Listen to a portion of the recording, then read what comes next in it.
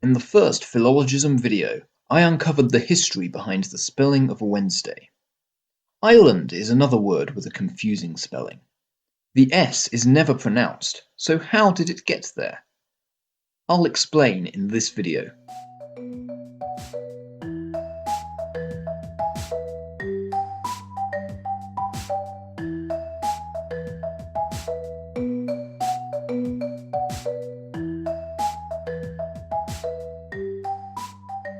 To understand how island got its spelling, we should start with the Latin word for island, insula. We see this word in the English word insula, which means either of an island or isolated. Also the word insulate, which means to separate something from its surroundings, and by extension to protect something from loss of heat, for example.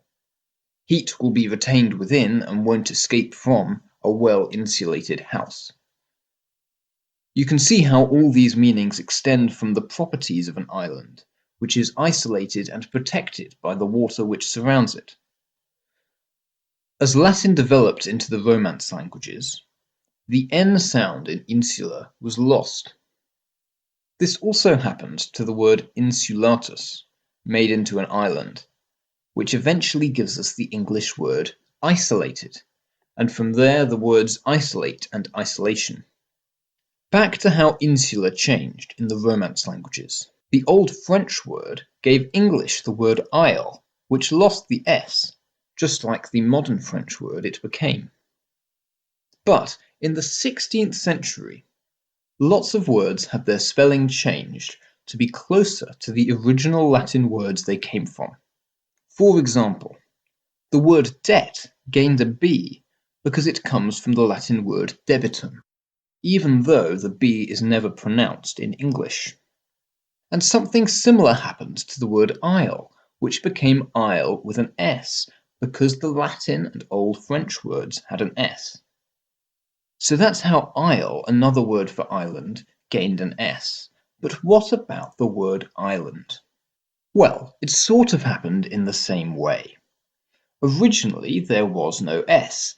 The S in island was added later to show the connection to Latin insula, just like in isle. But there's a key difference.